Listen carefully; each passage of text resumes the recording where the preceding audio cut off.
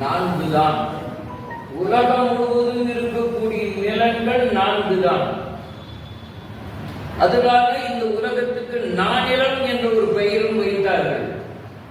ஆனாலும் அந்த 4 நிலங்களிலும் போல் அல்லாமல் அவைகள் கால சூழ்நிலையாலும் மனிதனுடைய பேராசையாலும் அந்த நிலங்கள் பாழ்பட்டு போகும். அந்த இடத்துல எதுவுமே விளையாது. அந்த பாழ்பட்டு போவது கடும் வெப்பத்தாலும் பாழ்பட்டு போகலாம், கடும் குளிராலும் பாழ்பட்டு போகலாம்.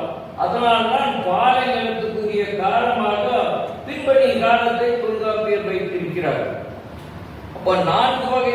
ஏன் அந்த பாலை நிலத்தை தனியாக சொல்ல வேண்டும் என்றால், இயற்கை சூழல் மாறுபடும் பொழுது அந்த பாலை நிலமே குறிஞ்சி நிலமாகவோ, முல்லை நிலமாகவோ, மருது நிலமாகவோ, நெய்த நிலமாகவோ மாறிவிடும். அதனால் அதை நடுவன் 5 நிலை, அந்த 5க்குமே பொதுவாக கூறியிருக்கிறார். ஆனால் ஒழுக்கம் கிணை என்பதற்கு 2 பொருள் இருக்கிறது. கிணை என்பது நிலத்தையும் குறிக்கும், ஒழுக்கத்தையும் குறிக்கும். அந்த குழப்படியினால்தான் நமக்கு இந்த இது வந்தது. அப்போ ஒழுக்கம் என்பது 5ஆக இருக்கிறது தொல்காப்பியர் சொல்லுகிறார். ஏன் என்றால், குறிநிலத்திலே இருக்கக்கூடியவன் கூட அந்த இடம் வறண்டு போகும்போது அங்கு இருக்கக்கூடிய குறவன் குறத்தியர் ஆறுகளை கல்வர்களாக, திருடர்களாக, வழிப்பறி கொடையர்களாக மாறி விடுவார்கள். அப்ப அந்த இடத்துல அது பாலை ஒழுக்கம். அதனால்தான் பாலைக்கு தெய்வம் அந்த வீரமான கொற்றவை என்ற தெய்வங்களை எல்லாம் வைத்திருக்கிறார். ஆகவே பாலை என்பது ஒரு நிலம் அப்பப்ப இருக்கும், செழிப்பான காலத்தில் இல்லாமலும் போகும். அதனால் தொல்காப்பியர் பாலை என்பதை நடுவன் 5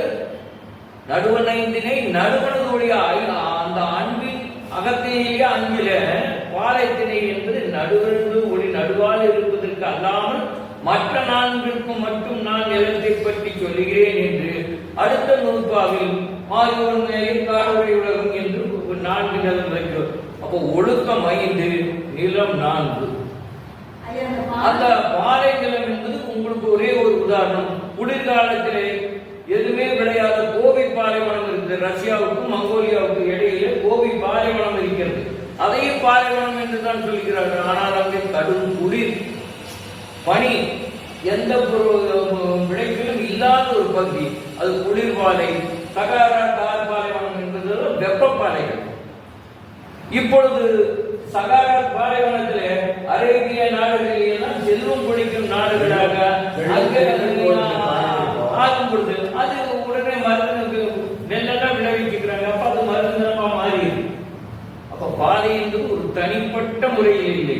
எல்லோரும் குறிஞ்சியும் முல்லையும் குறிஞ்சியும் முறைமை தெரிந்து நடுங்குதுயிரிழந்து நல்வேலி அழைந்து பாலை என்பதோ மாறும் என்று சிலப்பதிகாரத்தை வரக்கூடிய தொடரையே சொல்லி குறிஞ்சி நிலமோ முல்லை நிலமோ பாழ்பட்டு போனால் அது பாலை என்று சொல்லிக் கொண்டிருக்கிறார்கள். ஆனால் தஞ்சாவூர் வயலும் கூட ஒரு காலத்தில் பாலை நிலமாக மாறலாம். அப்ப அது பாலை. கேள்வி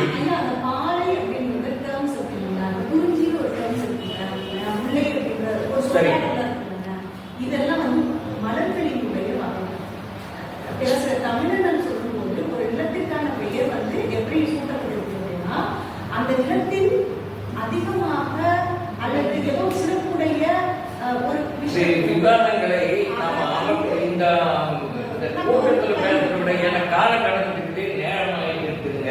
இது விவாதங்கள் பேசும் பொழுது இதற்கு கலந்தாய்வு கூட்டங்கள் வைக்க வேண்டும்.